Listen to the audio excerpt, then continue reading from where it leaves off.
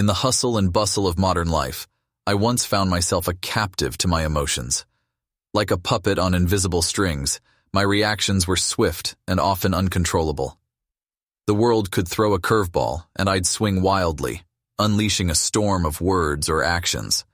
It was a roller coaster I desperately needed to escape. Then, one chilly autumn evening, as I was walking by a serene lake, I stumbled upon an elderly man sitting on a weathered bench. His calm demeanor and the peacefulness of his surroundings drew me closer. As we began to converse, he shared a simple yet profound insight that would change my life forever: the power of not reacting.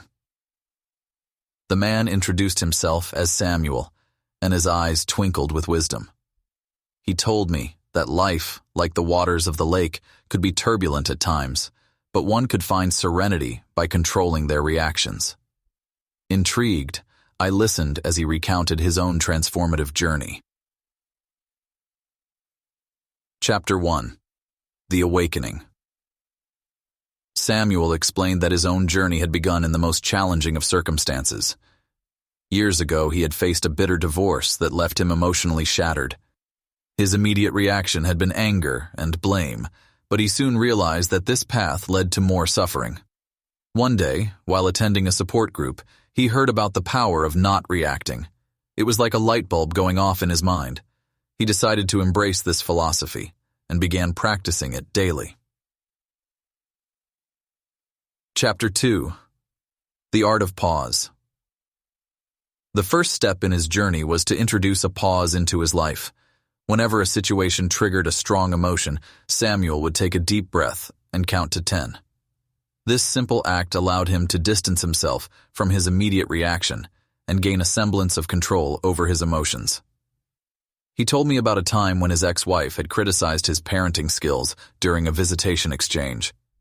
His initial response had been to argue and defend himself, but he paused, counted to 10, and chose a different path.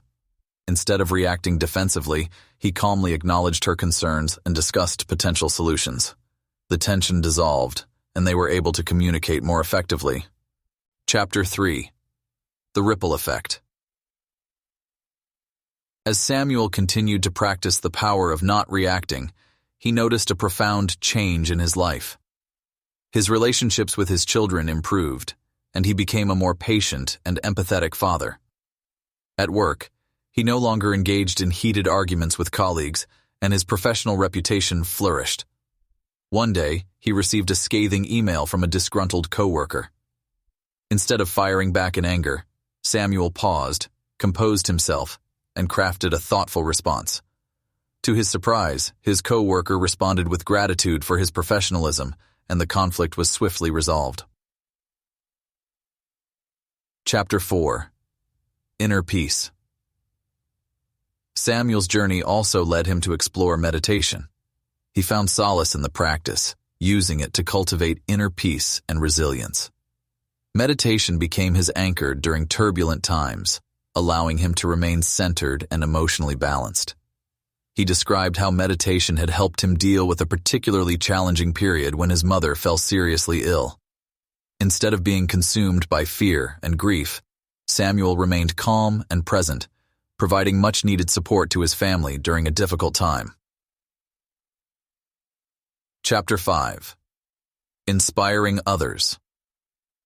As Samuel shared his story, he inspired those around him to embrace the power of not reacting.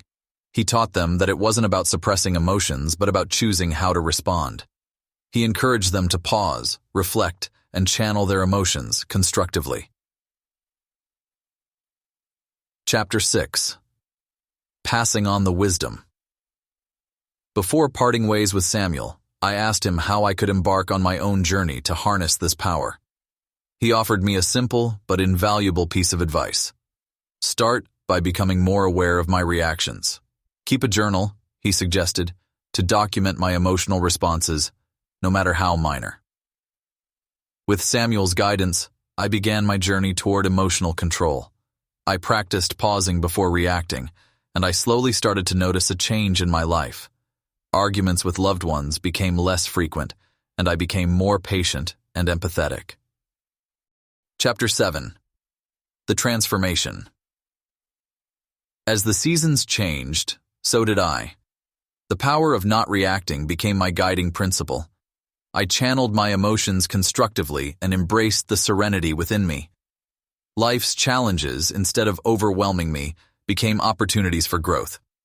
I remembered Samuel's words. The power to control our reactions lies within us. We can choose our responses consciously. With each day, I became more adept at exercising this power. Chapter 8. Conclusion. As I walked away from the lake, the echoes of Samuel's wisdom reverberated in my mind. I knew my journey was just beginning, but I felt a profound sense of hope and empowerment. The power of not reacting was not just a concept. It was a transformative force that could reshape my life. The path to emotional control wasn't without its challenges, but I was determined to master it.